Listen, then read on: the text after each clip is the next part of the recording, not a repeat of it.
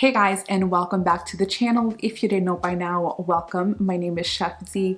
Welcome to the channel where I post recipes, lifestyle, and occasional vlogs. But today's recipe of the week I had to share with you guys. It is actually my holiday puff pastry roll. Now, what I love about this, you guys know, the holidays are here, Christmas is here, New Year's is here, and this is just a great little bundle of holiday joy for me that I make every single year. And it's really a classic that my family expects from me, which I love because that means I'm actually doing something right. But I had to share this with you guys because it is pretty much a store-bought puff pastry, and like you'll see the video, guys, it's pretty much layers and layers of flavor. We are actually making this with mortadella, with a Gouda cheese, and it's gonna have just a little hint of pesto. When I mean a little hint, guys, like a little bit of pesto, because I've had accidents trying to make this recipe, you know, even better, even adding more pesto. And you'll see in the video, I'm going to show a little clip of what happened when I was experimenting this about a year and a half ago. And you guys are going to be like, uh-oh.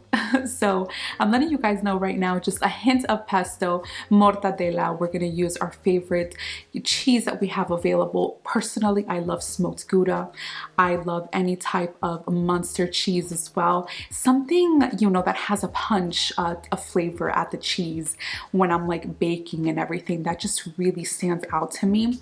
And pretty much we are adding freshly ground pepper, a bit of salt, and everything is going to go in the oven, and it's literally going to be the cutest little puff pastry, little roll, garland, donut, what have you not. You decide when you see the video and when you make it what it looks like. But this is a perfect way to share the holiday spirit. This is just a perfect, really, for any gathering or party as well. You can make this little puff pastry roll, you know, with the fixings inside, slice it up, and you'll see how beautiful it looks.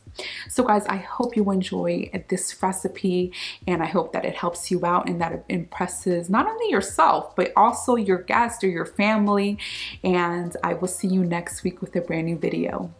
And guys, also, please don't forget to smash that hit button, that like button, that comment section, because I love getting back to you. I just love knowing what's going on with you guys when you guys are making the recipe. If there's any mistake, well, that's why I'm here. You know, comment down below, DM me. You could even private message me. That's why I honestly made this channel, to give back, to help out, and to make lives easier when it comes to cooking. So I will see you guys next week. Ciao. For this recipe, we are going to need one whole large puff pastry sheets. Personally, I love buying mine store-bought. I did experiment using these two brands, but you can go ahead and use what you like. Pretty much these box brings two puff pastry sheet rolls. I'm going to be using both of them for the video, but on that website and on the recipe that I wrote, it is for one puff pastry sheets. But remember, if you want to make 2 or 3 or 4, just up the ingredients and you're good to go.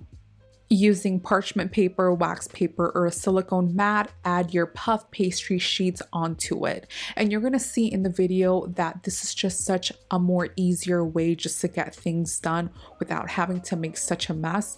Like you see for this video, I am gonna be showing you how to do it on a silicone mat and also on regular parchment paper. Brush the top of your puff pastry sheets with Dijon mustard. If you don't have Dijon mustard, you can just go ahead and use yellow mustard for this recipe.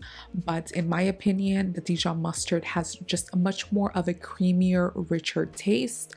But just go ahead and use what you've got in the fridge.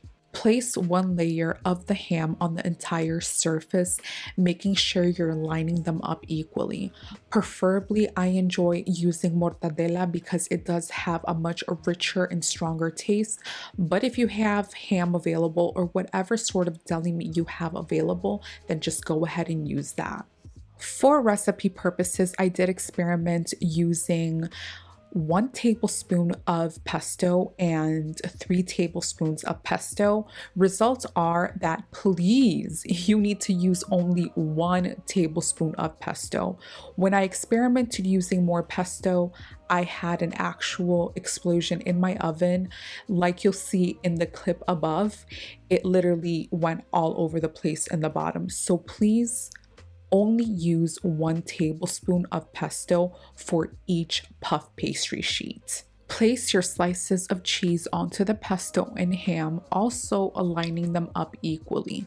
For the cheese, I definitely recommend a bold flavor. For example, this cheese is actually smoked Gouda, but you can definitely use any pepper jack, any Munster cheese. I would say the higher the flavor, the better the flavor, so just keep that in mind. Evenly distribute your raisins. Now, this is optional, but I highly recommend this option because it does bring that balance of sweet and salty into the mix.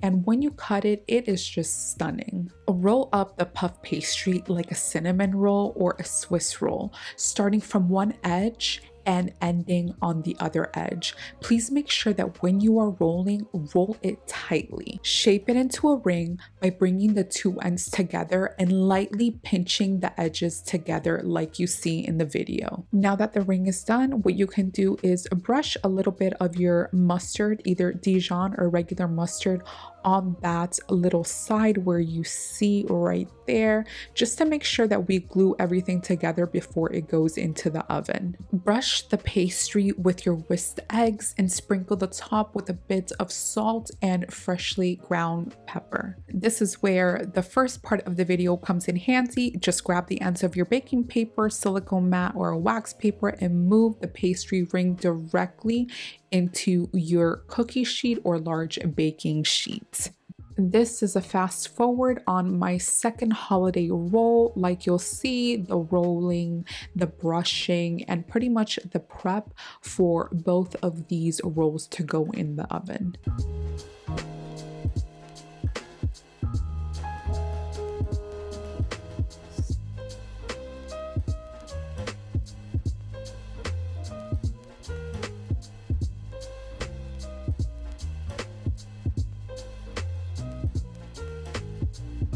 Now that we have our rolls done, we are placing them inside a 350-degree Fahrenheit oven until they are nice and golden brown. This can be anywhere from 30 to 35 minutes, depending on how your oven works and obviously how strong it is. Once out of the oven, just let this cool on the tray for 5 to 7 minutes until it is cool enough for you to handle.